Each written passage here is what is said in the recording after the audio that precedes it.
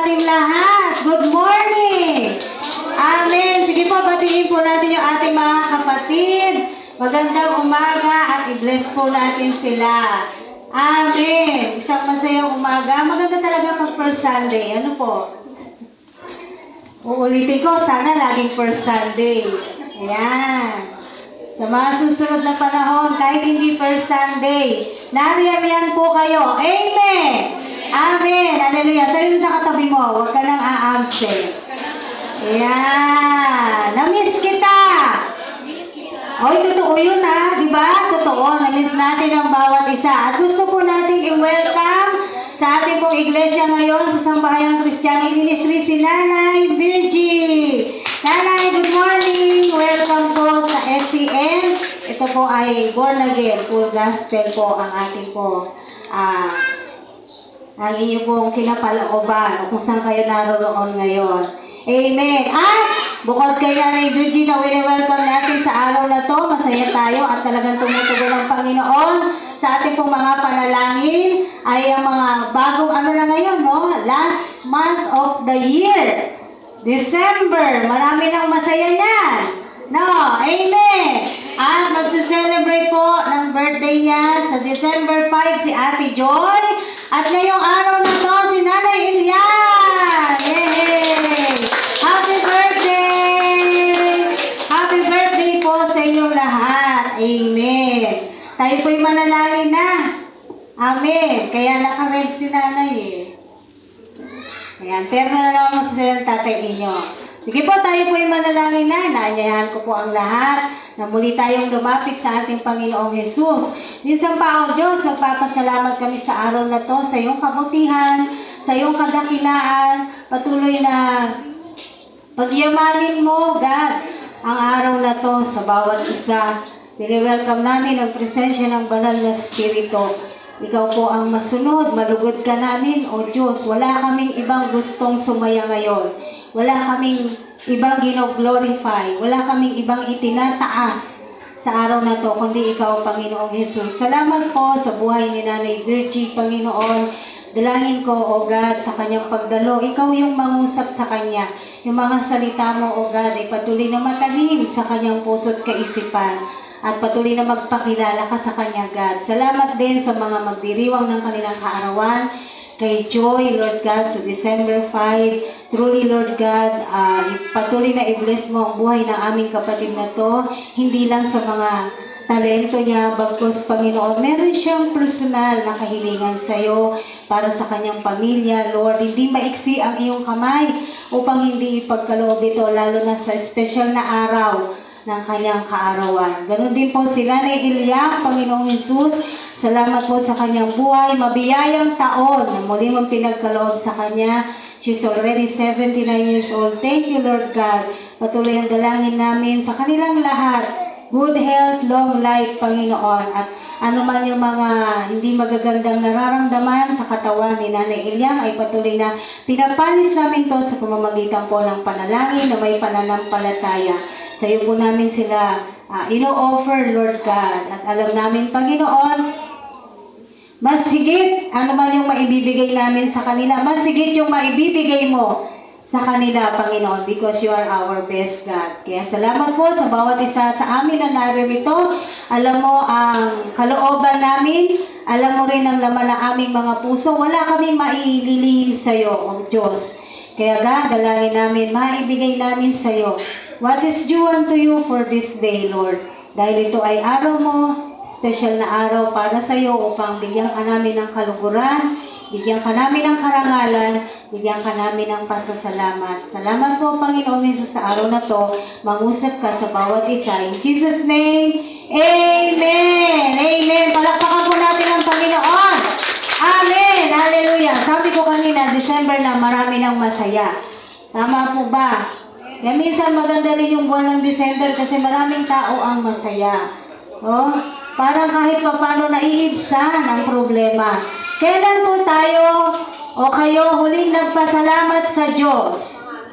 Kailan po? Kailan kayo huling nagpasalamat sa Diyos? Okay, pwede kayong sumagot na kahit hindi natatayo dito. Kailan po?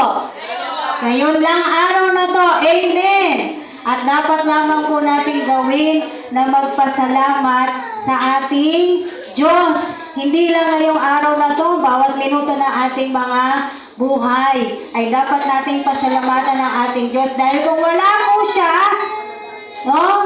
Kung wala po siya, wala yung lakas na binibigay niya sa atin, itong buhay natin ay sa Kanya, ay wala po tayo. Kaya karapat-dapat lang na magpasalamat po tayo. Kahit na may problema. Tama po ba?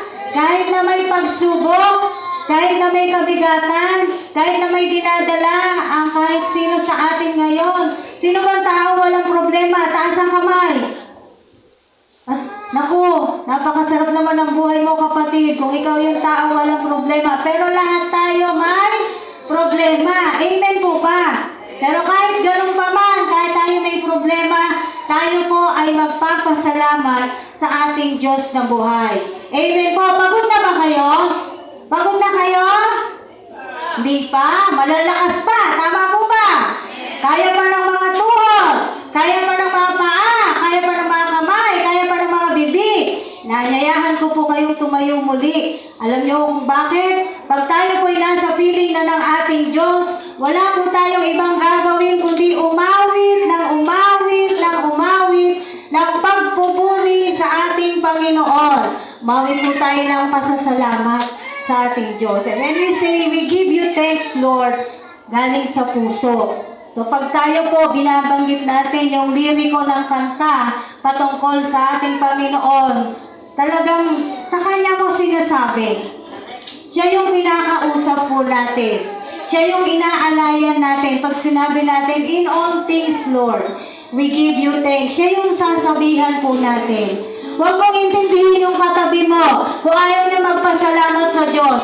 Basta ikaw magpasalamat ka sa Diyos. Amen! Tayo pong lahat magpasalamat sa Diyos sa araw na to. Hallelujah! Amen. Hallelujah. Purihin ka, Panginoon. In all things, we give you thanks. We give you praise and thanksgiving at all times.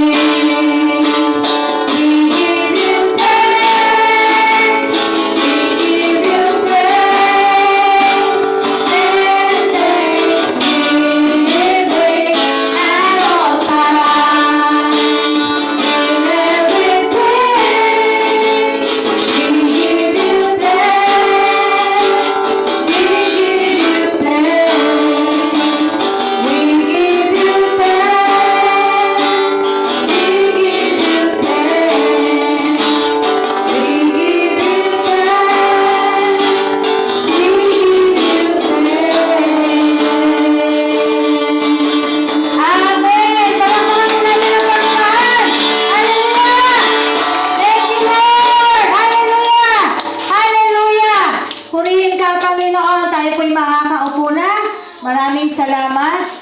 Salamat sa ating Panginoong Diyos. Alam niyo po, bakit tayo umawit ng pasasalamat? Marami po tayong pagpapasalamat sa Diyos. Amen. Marami. Pasalamat tayo. Simula pa kaninang umaga, nagising ka. Nagising tayo. Amen. Pasalamat tayo. Kompleto po tayo. No?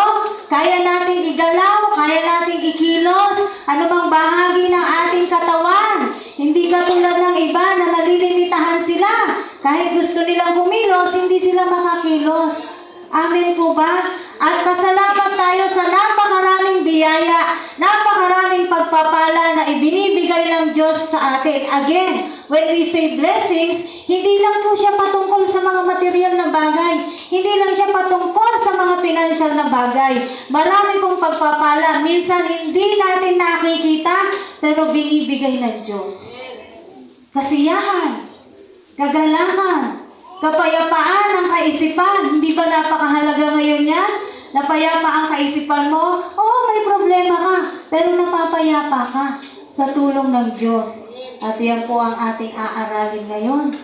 No? Na dapat tayong magpasalamat sa ating buhay na Diyos. Sabi po sa 1 Thessalonians 5:18. Alam niyo na po lahat to. Inawit na natin. In everything, give thanks. Basahin po natin siya sa Tagalog. 1 Thessalonians chapter 5, verse 18. Sabi po rito sa Tagalog, ipagpasalamat ninyo sa pangalan ni Kristo Jesus. Ano daw pagpapasalamat natin? Ang lahat. May Bible po ba kayo? Nakikita po ninyo yan. Ulitin natin. Ipagpasalamat ninyo sa pangalan ni Kristo Jesus ang lahat ng pangyayari sapagkat yaon ang ibig ng Diyos. Salamat Panginoon sa pagbasa ng iyong salita. Lahat daw, ipagpasalamat. Lahat ng pangyayari. Panginoon, pati yung pangit na pangyayari. Kasama ba yon? Pati yung mga pangit na pangyayari? Kasama mo ba? Sagot kayo. Yes. Kasama. Ayaw ko to, Lord. Ipagpapasalamat ko ba to? Kasama ba yung ayaw mo? Yes. Kasama. Hindi ko naman to pinag-pray, Lord. Pagpapasalamat ko ba to? Hindi naman to yung hiningi ko Kasama mo ba yun? Yes, kasama. Panginoon, hirap na hirap ako ngayon. Ipagpapasalamat ko ba? Ang sitwasyon ko ngayon na nahihirapan ako? Magpapasalamat po ba tayo? Kahit hirap na hirap po tayo? Yes. Kasi wala naman po sinabi rito, puwera lang doon sa... Di ba wala naman sinabi? Nabasa po natin, walang sinabi ritong exemption.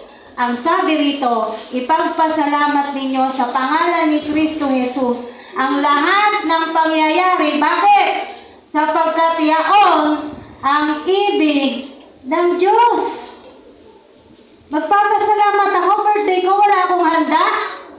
Kailangan ba magpasalamat? Yes. Yung iba kasi pag wala ng, alam mo yon, o katulad ngayon, marami hong kainan, maraming handaan, darating ang holidays. Yung iba, lungkot na lungkot. Wala kaming ganito, wala kaming ganito, wala kaming ganito. Naisip na agad yung kanilang wala. Yung meron na galing sa Diyos. Hindi naiisip, hindi man lang maipagpasalamat sa Diyos. Ang unang naiisip ng mga tao, kung ano yung wala niya, kung ano yung kulang niya, kung ano yung ibig niya. Yun ang unang pumapasok sa kaisipan ng mga tao. Normal, di mo ba? Ganyan talaga yung mga tao. Pero ngayon, putulin na po natin yung ganyang mindsetting. Kahit wala ka, kahit ano yung nasa hapag mo, kung anong kaya mo, ipagpasalamat mo sa Diyos. Ipagpasalamat po natin sa Panginoon. Kahit na puro ka problema, ipagpasalamat pa rin po natin sa Diyos. Kahit may kabigatan, ipagpasalamat natin sa Diyos. Nagdurugo ang puso mo, ipagpasalamat natin sa Diyos. Lahat ng pangyayari, yaon ang ibig ng Diyos, hindi yun yung ibig ko. Ang sabi, yaon ang ibig ng Diyos. Amen po ba?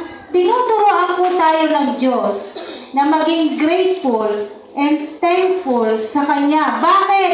Kasi nga, usually and normally, ang unang naiisip at ginagawa ng mga tao, magreklamo.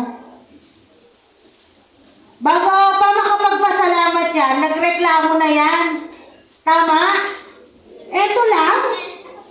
Kulang to. Eto lang, ang konti. Ang liit. O, yung mga makakatanggap ng regalo. Bago kayo magreklamo, anong dapat yung gawin? Magpasalamat kayo. Buti naaalala ka. Yun yung kasabihan at dapat inaano natin. It's the thought that counts. Huwag mo tignan yung presyo, yung halaga, yung bilang, yung dami, kung malaki, kung maliit. Kasi ganyan po pumapasok ang pandaraya ng kaaway. Imbis na masasabi mo, thank you Lord. Naalala niya ako, hindi mo na masasabi. Bakit? Naisip mo na agad, ang liit. Doon sa isang kumari ko, yung regalo niya, ang laki. Sa akin, ito lang. Bahala na siya na magdadala nung basta naisip ka niya. Naunawaan po ba natin to? Hindi mo alam, may dahilan siya, bakit yun yung ibinigay sa'yo. Minsan yung nagbibigay, meron yung mga kaisipan na hindi na natin nalalaman, may dahilan sila, bakit yun yung binibigay nila sa'yo? Sa tingin nila, yun yung kailangan mo. Amen. Aba, gusto mo ng rep, gusto mo marigaluhan ka ng rep. Wala ka naman ilalagay kundi puro tubig. Gugustuhin mo ba bang marigaluhan ng rep? Diba? Maging ano po tayo. Amen. So sabi nito, lahat ipagpasalamat ninyo sa pangalan ni Kristo Jesus ang lahat ng pangyayari sa pagkatiyaon ng ibig ng Diyos. Kasi alam niyo po, madaling magpasalamat pag puno ito. Tama? Dali magsabi, thank you Lord. Saya-saya mo pa, naglululundag ka pa. Bakit? Puno bulsa mo eh. Okay na okay yun. Magpasalamat. Sabihin mo, mag-thank you ka kay Lord. Talaga magte-thank you yan. Kahit di mo utusan yan, magte-thank you yan sa Panginoon. Bakit? Paldo. Madaling magpasalamat pag masarap ang kinakain. Madaling magpasalamat pagka palaging busog. Madaling magpasalamat pag laging merong nakahapag sa kanilang kainan. Madaling magpasalamat kapag ang kailangan mo ay nariyan agad. Hindi ka na mong problema. Madaling magpasalamat po talaga sa ganong mga pangyayari, sa mga ganong pagkakataon, sa ganong sitwasyon. Paano kung kabaliktaran ng iyon ay sa'yo? Kung lahat ng iyon, yun yung kalagayan mo, yung kabaliktaran mo. Are you still going to say thank you to the Lord? Paano kung magpapasalamat, ulam ko, sardinas? Paano kung magpapasalamat, ulam ko, tuyo? Paano kung magpapasalamat, ulam ko, asin? May partner yung asin. Mantika, lagyan nyo ng mantika, masarap. O kaya bagoong. Diba yung mga nakaranas nun? Magpapasalamat ka ba talaga sa Diyos kung yan ang nasa hapag mo? Mahirap magpasalamat. Imbis na magpasalamat ka, ano mangyayari sa'yo? Tutululuha mo. Bakit? Awang-awa ka sa sarili mo. Di ba? Normally, ganun po yung mga tao. But not this time. Na mulit-muli, binibigay sa atin ng Panginoon, pinapaalala sa atin ng Panginoon, na kahit na gaano kabigat yung sitwasyon mo, sitwasyon natin, mayroon pang mas malala dyan. Yun yung dapat nating iisipin. Buti ikaw nakakasubo. Yung iba hindi na makasubo. Sinusubuan na. O sige, pili ka. Nakakasubo ka o yung susubuan ka dahil hindi mo kaya. Di ba? Yun yung mga bagay na hindi natin minsan nakikita na yun ay pagpapala ng Diyos. Those are unseen blessings of God. Hindi tayo nagpapasalamat kasi ang alam lang natin laging pasalamatan ay yung mga tangible things, mga bagay na nakikita, mga bagay na nahahawakan natin. A proof that you are a blessed. You have this, you have this, you have this, and you have this. Yung mga bagay-bagay na meron sa mundo na to, na ino-offer ng mundo na to, na yun ang ginagamit ng kaaway para dayain ang mga tao, lalo na ang mga mananampalataya na. Amen. No? Pero, sabi nga po ng ating pinag-aaralan, in all things, sabi ng Biblia, hindi ko po sinasabi, nire-relay ko lang sa inyo ang mensahe. In all things, we should give thanks. Una, sa kabila ng madilim na bahagi ng buhay mo, andyan siya para bigyan ka niya ng liwanag. John chapter 1 verse 5. Basahin po natin. John. Gusto ko po magbubukas kayo ng Biblia ninyo para na kayo po mismo nababasa po ninyo yung ating mga verses. John 1:5. Sabi po rito, nagliliwanag sa kadiliman ang ilaw at hindi ito kailanman nagapi ng kadiliman. Sino binabanggit na liwanag dyan? Yung ating pong Diyos na buhay. Buhay po ang ating Diyos. Kahit ngayon, nakikita niya tayo. Nakikita niya lahat ng tao. Alam niya anong nagaganap. Alam niya anong laman ng isip natin ngayon. Alam niya anong laman ng puso natin ngayon. Sabi rito, nagliliwanag sa kadiliman ang ilaw at hindi ito kailanman nagapi ng kadiliman. Kahit kailan hindi mananalo ang gawa ng kaaway sa kaliwanagan na galing sa Diyos. Kahit po sa huling panahon na magtutuo si Satanas at ang ating Panginoong Hesus, nakaplano na kung anong mangyayari kay Satanas. Talo na siya. Pero paano siya nananalo? Paano siya nakakapangyari sa buhay ng mga tao? Because we allowed it. We allowed them. Minsan, hindi lang isa yung inaalaw ng isang tao na mga espiritu ng kadiliman sa kanyang buhay, kung hindi lahat ng mga umaaligid sa kanya, naaalaw, napapasukin, at i-entertain. Kaya anong nangyayari sa buhay? Pag inalaw mo ang mga kaaway sa buhay mo, anong mangyayari sa'yo? Madilim. Madilim ang buhay mo. Mayroong part ng bahagi ng buhay mo na talagang parang hindi ka na makaahon. Amen. Meron kang pinagdurusa sa buhay mo na to, na sa akala mo hindi ka tinutugon ng Diyos, na nananalangin ka, parang ilang taon na ba, Lord? Bakit hindi mo naman dinidinig? Hindi mo binibigay ang katugunan sa aking panalangin. So merong bahagi ng buhay mo na madilim, hindi ka makakita ng kaliwanagan. Bakit? Hindi yung liwanag ang tinitignan mo. Hindi minsan yung liwanag, yung binibigyan natin ng pansin. Ang kaisipan natin, napakamakapangyarihan po nito. Tandaan po natin, diyan pumapasok ang galaw ng kaaway. Magsisimula siya sa ating isip. Bababayan sa puso natin.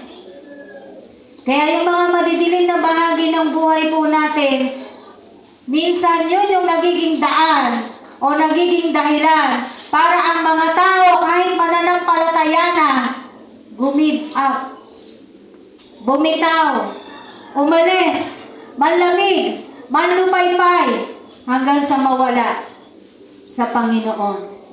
Bakit? Ang nakikita lamang ay yung bahagi ng buhay niya na madilim. Minsan po kahit sinusundan na ng liwanag ang tao, ayaw doon sa liwanag. Kahit minsan, eto na, sinasabi na ng Diyos, eto yung liwanag, pumarito ka. Ayaw ng mga tao. Kahit minsan sinasabi na sa'yo, meron ang ginagamit ang Diyos para sa mga tao, para sa'yo, para magliwanag ka. Hindi natin minsan pinapansin. Isip natin, tong tao na to, walang magagawa sa akin to. Walang maitutulong to sa aking problema. Walang magagawa to sa sitwasyon ko. Hindi nga mababago ang sitwasyon ko. Paano ko yun ang pinadala ng Diyos para magliwanag ka? Tama po ba? May ginagtandaan po natin. Ang Diyos po gumagamit ng tao, ng bagay, maging ng hayop, para sa kanyang anak. Para sa mga tao. Hindi ba si Elijah? Sino ba nagpakain kay Elijah?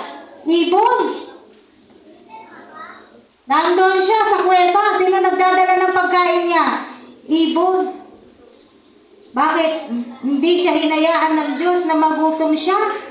Sinasabi sa Mateo, huwag kayong mag-alala sa inyong kakanin, sa inyong iinumin. Dahil mas mahalaga pa kayo sa mga ibang nilalang. Balikan nyo na lamang po. Merong ganon sinasabi sa Mateo. Amen po ba?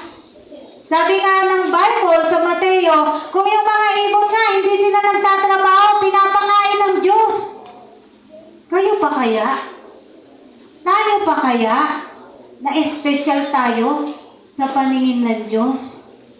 Yun nga lang kasi, hindi tayo minsan kumbinsido na espesyal nga po tayo sa ating Diyos. Kaya nga, nangyayari, ayaw sumunod. Nangyayari sa mga tao, ayaw lumapit. Sasabihin, pagpe-pray kita, sige, salamat na lang. Pagpe-pray mo na nga lang, libre naman, di mo naman sinisingil. Di naman natin sinabi, pag-pray kita, bigay ka 500 ha. Di ba, wala na po tayong ganun. Kasi sabi ng Biblia, libre kang tumanggap, ibahagi mo yan na libre. No. Yung mga tao ngayon, pag pray mo, tinatanggihan pa nila, ayaw pa nila. Bigyan mo ng salita ng Diyos. Ayaw, yakagin mo para sa gawain ng Panginoon. Mas marami ang tumatanggi kaysa yung nagpapaunlak. Tandaan natin lahat, babalik-balikan natin, sinabi sa atin sa Bible. Kapag natagpuan mo na ang Panginoong Jesus, dahil mo pa ang nakahukay ng isang kayamanan. Amen! Bakit? Yung bang mga bagay na ipagpapalit natin sa Diyos, sa bandang huli, maliligtas ba tayo nito? Isip-isipin lang natin yan. Maging ng mga tao, pag-pray natin yung kaisipan nila.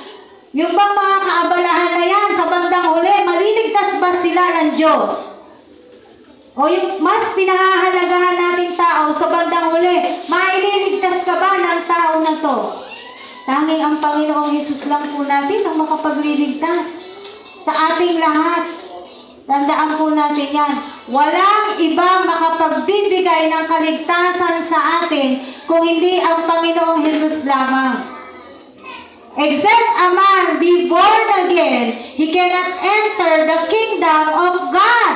Sabi po yan sa John chapter 3 verse 3. Basahin nyo na lang uli sa inyong mga tahanan. Para ikaw makapasok sa kaharian ng Diyos, kailangan mong maipanganak na muli.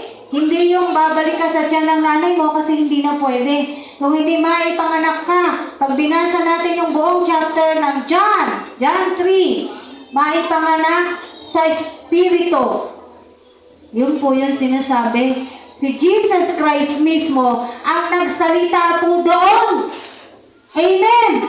Si Jesus Christ mismo ang nagsabi, except a man be born again, he cannot enter the kingdom of God. Si Jesus din yung nagsabi sa John 14 verse 6. Jesus said, I am the way, the truth, and the life. No one comes to the Father except through me. Walang ibang daan. Huwag kang maghanap ng kung ano-anong daan. Sino ang daan? Si Jesus. Amen. Walang dating daan. Walang bagong daan. Ang tanging daan ay ang Panginoong Hesus po natin. Siya na mismo ang nagsabi. Amen po ba? Kaya kahit po madilim, may bahagi ng buhay natin na madilim. Binibigyan po tayo, nagliliwanag, sabi rito, nagliliwanag sa kadiliman ang ilaw at hindi ito kailanman nagapi ng kadiliman. Mananalo at mananalo ang kaliwanagan, ang nais ng Diyos sa buhay natin. Ang susi, alam nyo kung paano at kung sino, tayo din po. Kung magdidesisyon ka, kapatid, didesisyonan mo na gusto mo nang matapos yung bahagi ng buhay mo ng kadiliman, ikaw yung magdidesisyon. Tatapusin mo, magtitiwala ka sa Diyos, susunod ka sa Diyos, at gustuhin mo na magkaroon ng personal na relasyon sa Diyos. Amen. kahit po mga born again na, kumustahin natin palagi. Kumusta ang relasyon ko sa Diyos? Baka ang inaakala ko ako ay malapit pa sa Diyos, ako pala'y malayo na. Always remember, hindi po tayo yung once saved, always saved. Hindi po tayo yung ganon. Dahil hindi talaga maaari yon mangyari na tinanggap mo ang Panginoong Hesus, sa isip mo, ligtas ka na. Pero kung yung mga ginagawa mo naman at hindi ka naman sumusunod sa Diyos, paano ka naman maliligtas sa mga ganon? Kung ang mga ginagawa mo at hindi ka sumusunod sa Diyos, hindi ka kailanman makakapasok sa kaharian ng Diyos. Hindi ho ako may sabi niya, nakasulat yan sa Thessalonica. Nabasa na rin natin yan sa pahayag. May mga karakter, katangian, o ugali na ayaw ng Diyos, na kapag mayroong mga ganitong uri ng tao, ang mga tao na yon ay kailanman hindi makakapasok sa kaharian ng Diyos. Amen. Pangalawa, kung nabubuhay ka pa rin sa kadiliman, kapatid, anong sabi ni Jesus? John 8 verse 12. John chapter 8 verse 12, basahin po natin. Lipat lang kayo ng konti. Muling nagsalita si Jesus sa mga tao. Wika niya, "Ako ang ilaw ng sanlibutan. Ang sumusunod sa akin ay magkakaroon ng ilaw na nagbibigay buhay at di nalalakad sa kadiliman." Hindi ka nalalakad sa kadiliman kapag ano? Kapag ano po? Sagot kayo. Kapag sumusunod ka. At di ba binasa natin? Ako ang ilaw ng sanlibutan. Ang sumusunod sa akin ay magkakaroon ng ilaw na nagbibigay buhay at di nalalakad sa kadiliman. Kung sumusunod ka, hindi ka nalalakad sa kadiliman. Pero kung hindi ka sumusunod, alam mo na yung sagot. Tama mo ba? Amen. Malinaw po ito at uli. Sino nagsabi dyan? Si Jenny? Hindi. Sino nagsabi? Ang Panginoong Jesus. Siya po nagwika. Siya po nagsalita. Siya po ang nagsabi, "Ako ang ilaw ng sanlibutan. Ang sumusunod sa akin ay magkakaroon ng ilaw na nagbibigay buhay at di nalalakad sa kadiliman." Amen. Kapatid, kung nabubuhay ka pa sa kadiliman, piliin mo na sumunod sa ating Panginoong Jesus. Amen. Yung pong lumalakad, nabubuhay sa kadiliman, minsan naiisip natin yung sobrang samang tao, yung mga pumapatay. Bukod po doon, kasama yon. Pero bukod doon, marami pong uri yung nabubuhay pa sa kadiliman ng mga tao. Ito po yung maraming halimbawa tayong pwedeng maibigay, magbibigay na lang tayo ng ilan. Yung nabubuhay sa kadiliman, hindi pa rin matanggal sa sarili niya yung dapat tanggalin. Hindi ba nabubuhay sa kadiliman yon? Kahit nakakilala na sa Panginoong Hesus, alam na ang salita ng Diyos, ang sinusunod pa rin ay ang nais ng laman. Ang nais niya, ang gusto niya. Ang hari ng kanyang sarili ay sino? Siya. Amen po ba? Yun yung mga nabubuhay pa din sa kadiliman. Ay lalapit ako sa Diyos pag ayos na ako. May mga naririnig tayong ganyan sagot. Kahit kailan, hindi ka magiging ayos nang malayo sa Diyos. Yung ang malapit na sa Diyos, may mga ano pa yan, may mga, alam mo yun, nagkakaroon pa rin yan ng toyo. Di ba? Yung mga sumusunod na sa Diyos, may mga weaknesses pa rin yan. Eh di lalo na kung malayo ka sa Diyos. Kasi katwiran ng karamihan, wala naman ako, di ba lagi natin itong maririnig, lalo na sa mga sikat na tao, wala naman akong tinatapakang ibang tao. Kaya feeling nila, okay na sila kasi wala naman daw silang tinatapakan ng ibang tao. Pero pag kumusta ng pamumuhay, Kumusta yung araw-araw? Paano ba nabubuhay ang mga tao ngayon sa mundo na to? Dahil ang sinasabi rito, ang Diyos natin ang ilaw ng sanlibutan. So, ibig sabihin, kung hindi sila naiilawan, hindi nila tinatanggap.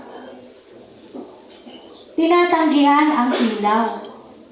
Tandaan po natin, sinasabi sa Biblia, pag kinahiya mo ako, sabi ng Diyos, darating ang panahon, ikakahiya ka rin niya. Amen.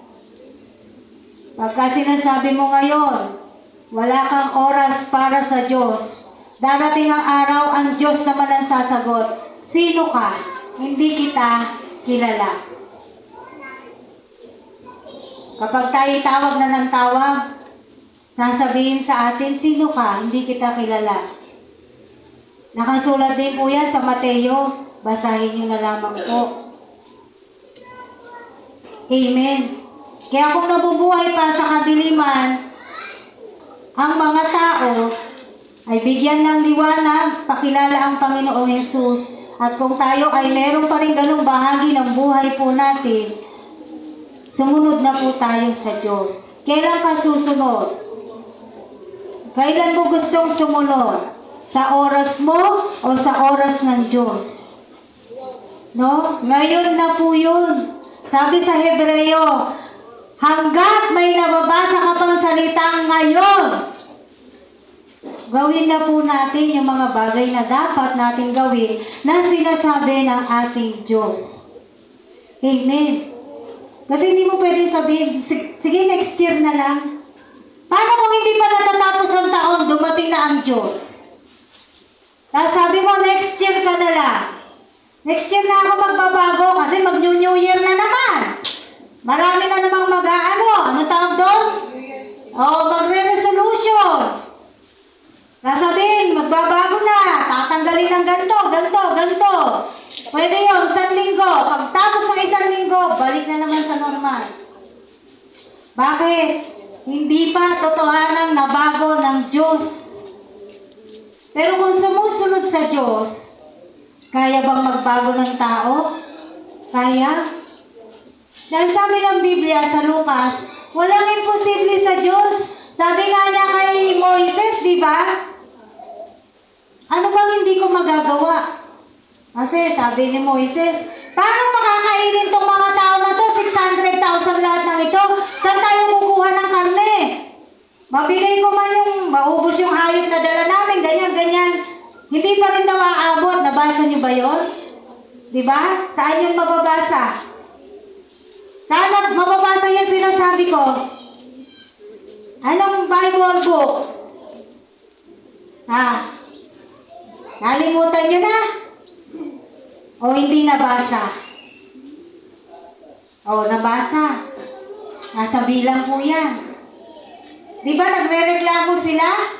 Tapos lahat ng reklamo nila dinadaan kay Moises? No, mga kapatid, kung meron pang madilim ang buhay sa atin ngayon, sumunod na tayo sa Diyos. Natutuwa ako doon although hindi pa naman ito masyadong matagal. Kilala niyo po si Megan Aguilar? Anak siya ni Freddy Aguilar. May isang pagkakataon na siya po ay nag-live, Facebook live, na siya ay magpapakamatay na. Talaga kasing, depressed na siya. Wala na silang makain. This is according to her, dumaan siya sa ganon. Kalahin mo, anak ni Freddy Aguilar, walang makain, walang matirhan. Panoorin niyo na lang po sa video niya. Pero, alam niyo, ang ganda nung sinabi niya. Nung time na yun, na magpapakamatay na siya, bumalik siya sa building sa Makati. Merong mag-asawa na talagang ring daw ng yung phone niya, hindi niya iniintindi. Pero dahil nakulitan na siguro at talagang sabi niya nga, there is a divine intervention. Yung pangyayari na yun sa kanya. Sinagot niya. Sabi, ate, nasaan ka? Susunduin ka namin ng asawa ko. Hindi niya po yun kakilala. Yun ay isang fan lamang. Humahanga sa kanya. Sabi nga niya, ang dami kong friends, pero walang tumawag sa akin ng ganon. Eto, hindi ko to kakilala. Pero yun nga, talagang may kaparaanan na po ang Diyos. Pero ang sabi niya, just to make the story short, alam naman natin na talagang nag-drug siya, di ba? Talagang napalihis siya ng ano niya, ng landas niya, no? At gaano rin naman kasakit sa tatay, sa magulang, na tiisin mo yung anak mo para lang siya ay mabago. Which is, kasi kung yun ay palaging nandun na lang siya for health, maaano na lang yun, mananatili na lang yun na hindi matututo. Tama po, no? Kaya, just to make the story short, sabi niya, nung ini-interview siya ni Julius Babaw, God closes the worldly door for me and He opens up the spiritual door. As in yung wala na siyang mahinga ng tulong, wala na siyang mapuntahan. Kaya nga sabi niya, sinara ng Diyos yung worldly door sa kanya. Kaya sabi niya, ayaw niya na, papakamatay na siya. Wala na siyang wala siyang makainan, walang matirhan. Tapos, syempre nga, dahil anak ng artista, ay yung judgment din nandun. Sama-sama na yun, no? Sama-sama na yun sa kaisipan niya. Pero alam nyo, ngayon, napakaganda siya po'y nagagamit na ng Diyos. Ganoon kumilos ang liwanag. Amen. Ganoon po makapangyarihan, ka-powerful ang ating Diyos. Kaya mo po sasabihin na napakahirap ng sitwasyon mo at hindi yan mabago-bago ng Diyos. There is just something in us na kailangan nating isuko. Minsan yun lang yung kailangan. Surrendering. Minsan ganito. Diba siya, kaya lang wawakasan niya na nga yung buhay niya eh. Diba? Minsan ang tao, kaya lang naman yan lalapit sa Diyos pag sobrang hirap na. Yung wala na siyang option, wala na siyang malapitan. Last option palagi, ang Diyos. Yung mga nagpi-50-50 na, hindi man sa buhay niya, pero yung kalagayan ng buhay niya, yun, doon pa lang lumalapit sa Diyos. Amen. Hihintayin mo pa ba yung mga ganong pagkakataon? Kung ngayon ka na tinatawag ng Diyos, kung ngayon ka kinakausap ng Diyos, hihintayin mo pa ba yung mga pagkakataon na yun? Gusto mo pa bang pagdaanan yung mga ganong kahirap na bagay? Amen? Na kung gaano, nabubuhay ka pa rin sa kadiliman, kapatid. Ang sinisigurado natin dito, meron kang pagdadaanan, baka hindi mo kayanin, bigay mo pati buhay mo. Kaya nga merong nagsusuicide. Bakit? Hindi na kinakaya ng isip. Hindi na kinakaya. Lalo na kung yan ay nagugutom. Wala nang makausap, wala nang malapitan. Lalo na kung matigas ang ulo. Diba minsan, ang tao, pag matigas ang ulo, aayawan ka talaga ng mga tao. Amen po ba? Aayawan ka talaga kasi parang ganito. Sinasabihan naman, ayaw namang makinig. Sino pa ang tutulong sa'yo kung ikaw mismo ayaw mong tulungan ang sarili mo? Naunawaan po natin to? Paano rin makakakilos ang Diyos sa'yo kung ikaw mismo ayaw mo? Kaya nga, ang laging ending, it's your decision, it's my decision. Dinidesisyonan po ito. Gusto mo na bang mamuhay sa kaliwanagan o gusto mo pa rin mabuhay sa kadiliman? Pipili ka lang naman lagi eh. Lagi lang naman ding dalawa ang option nating mga tao. It's either in the light or in the dark. In God or doon sa kaaway. Tama po ba? Laging ganun lang ang choices natin. Sabi sa Deuteronomy, pumili ka, buhay o kamatayan. Pero kung ako sa inyo, ang pipiliin ko ay buhay. Nabasa niyo na po ba yun? Nasusulat sa Deuteronomy? Sabi ni Joshua? Kasi yung mga tao, titigas din ang ulo, pilit sumasamba sa mga Diyos-Diyosan. Kaya nga nasabi niya doon, as for me and my house, we will serve the Lord. Amen. Sino ang Diyos mo? Sino ang talagang sinusunod mo sa buhay mo, kapatid? Kung hindi yan yung tunay na Diyos, palitan mo na. Doon ka sa tunay na Diyos. Doon tayo sa tunay. Doon tayo sa totoo. Doon tayo sa kaya talaga tayong iligtas. Amen! Sabi sa Biblia, meron silang mga tinatawag na Diyos nila. May mata hindi makakita. May tainga hindi makarinig. May bibig hindi makapagsalita. Paano mo nga naman magiging Diyos yun? Amen po ba? Hindi po ako sa akin galing yun, no? Nasa Bible po yan. Sinasabi ko lang po sa inyo. Amen. Ayaw ng Diyos na ang tao sasamba sa Diyos-Diyosan.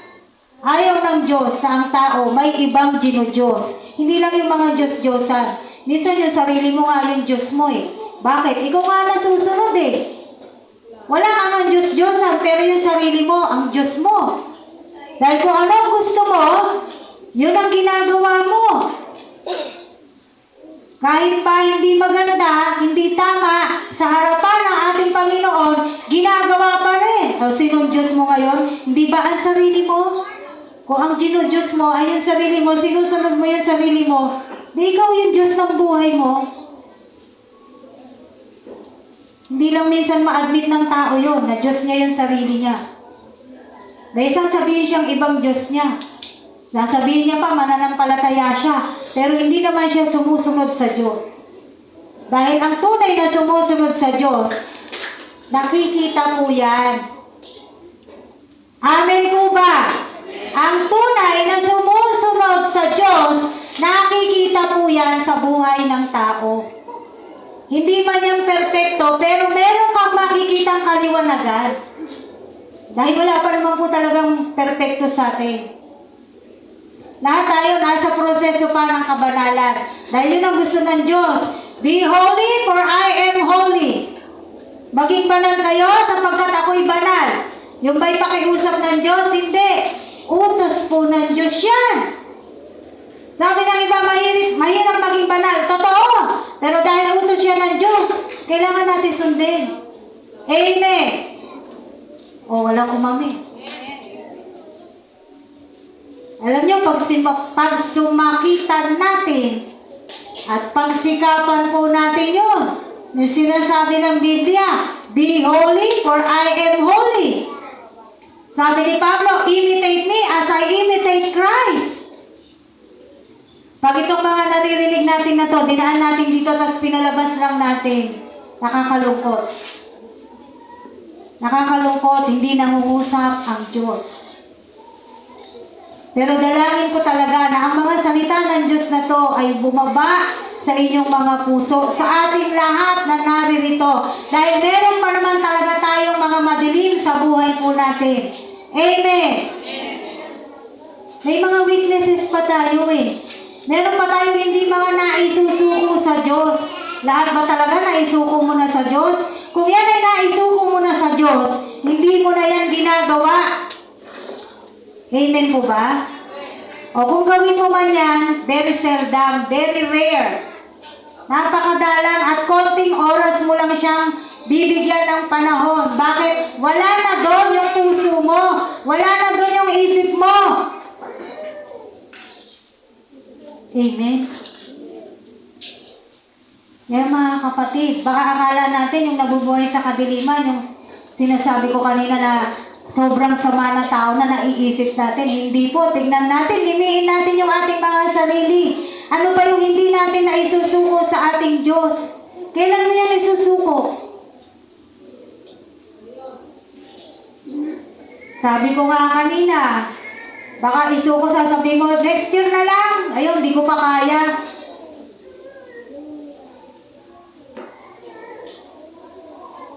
Next year na lang, nahihirapan pa ako ngayon.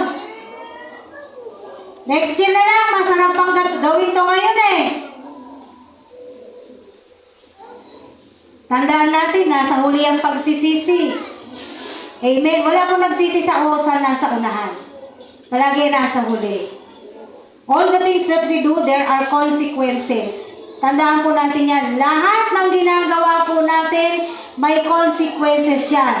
Lahat ng pinipili natin, may bunga yan. May ibubunga yan. Kung ano man ang ibubunga yan.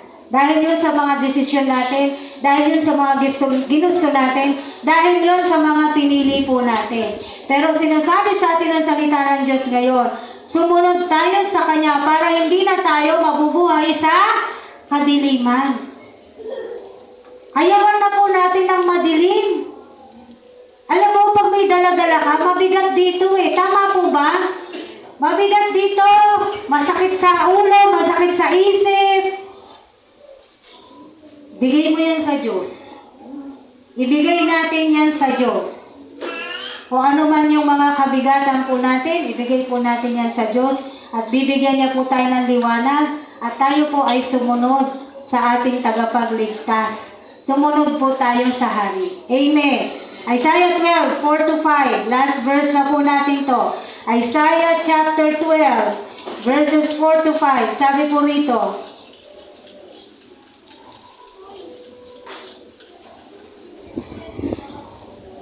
sasabihin nyo sa araw na yon, magpasalamat kayo kay Yahweh.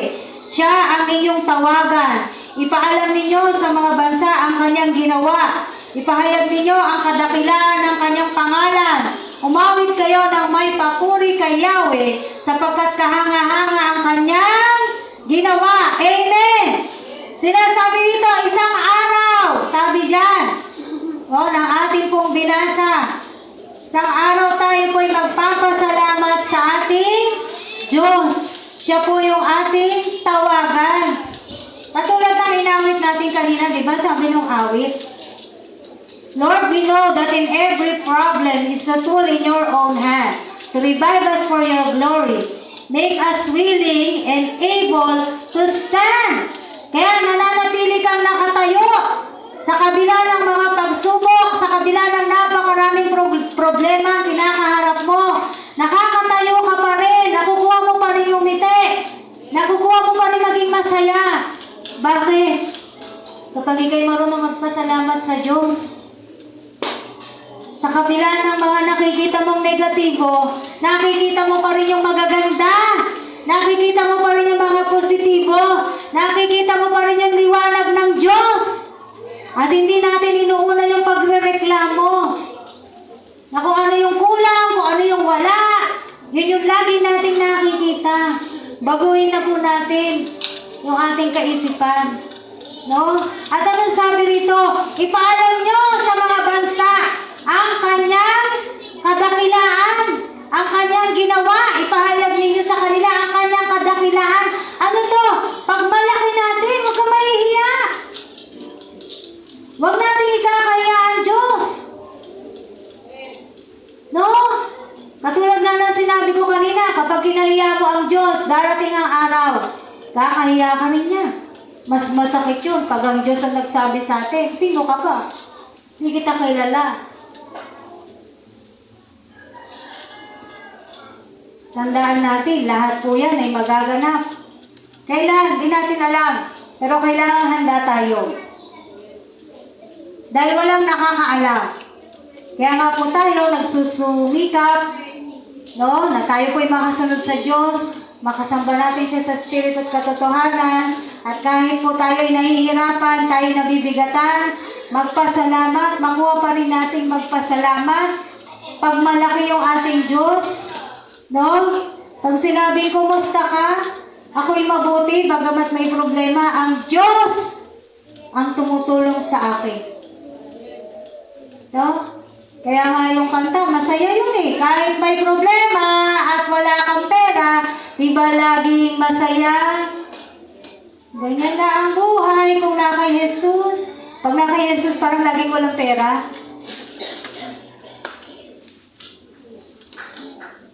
Pero kasi hindi lang naman ho yun yung kaligayahan eh. Pero alam nyo ngayon, ang kaligayahan ng tao, di ba?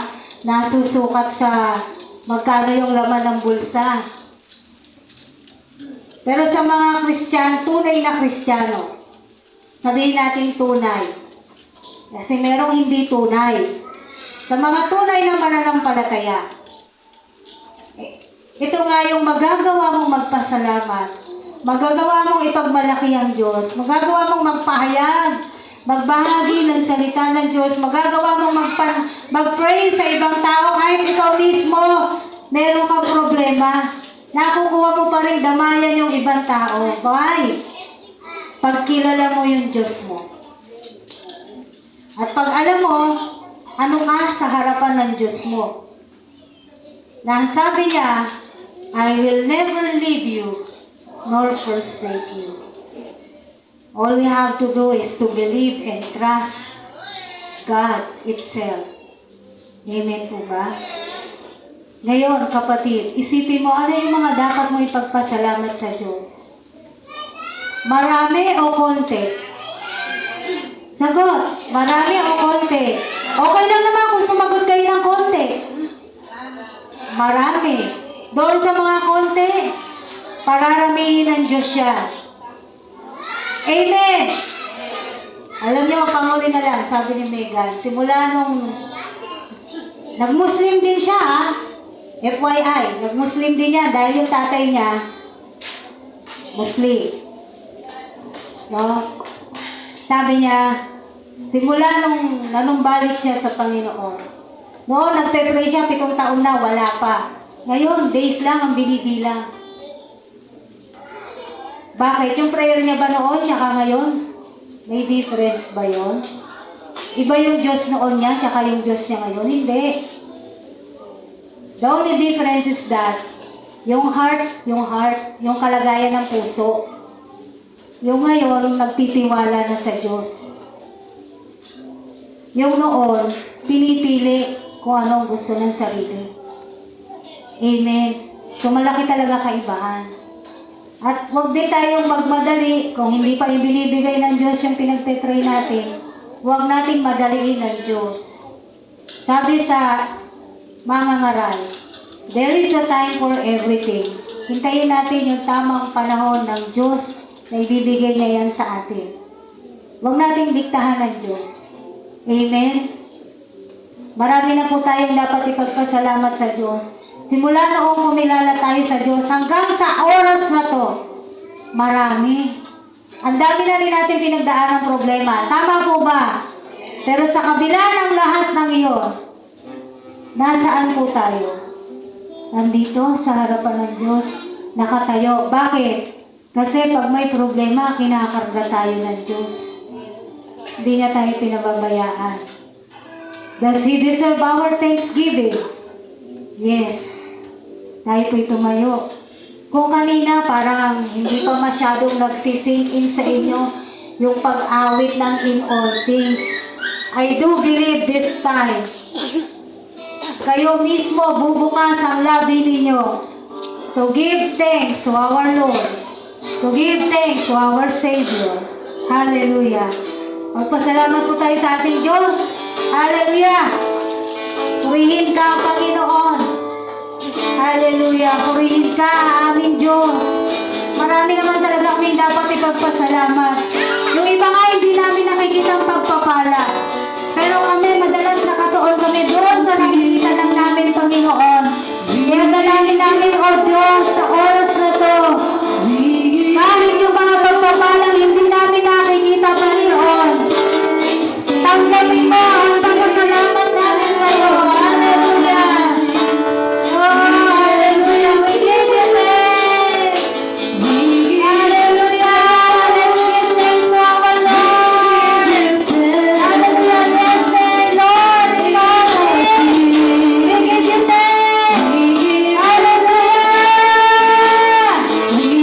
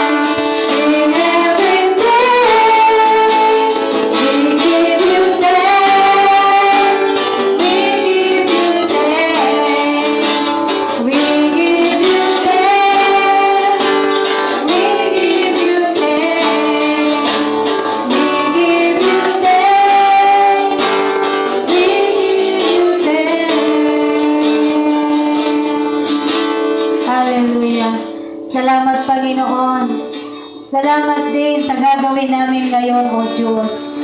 Ito yung gusto mo. Alalahanin namin yung kamatayan mo, hindi yung kaarawan mo.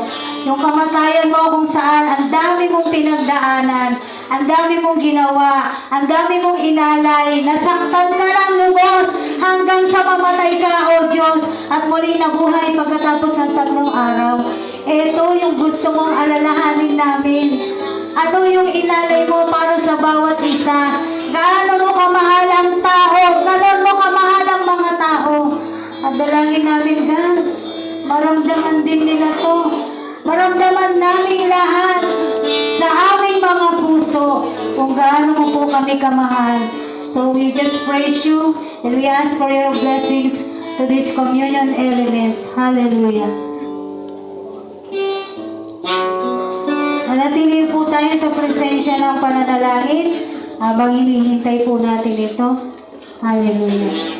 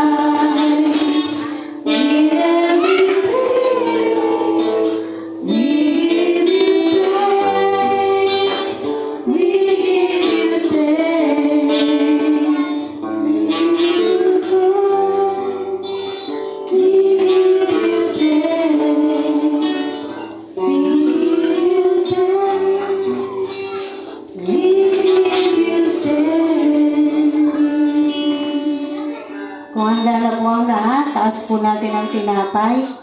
Samantalang sila'y kumakain, dumampot ng tinapay si Jesus at matapos magpasalamat sa Diyos, kanyang pinagpira-piraso at ibinigay sa mga alagad. Kunin ninyo ito at kanin. Ito ang aking katawan, wika niya. Kainin po natin.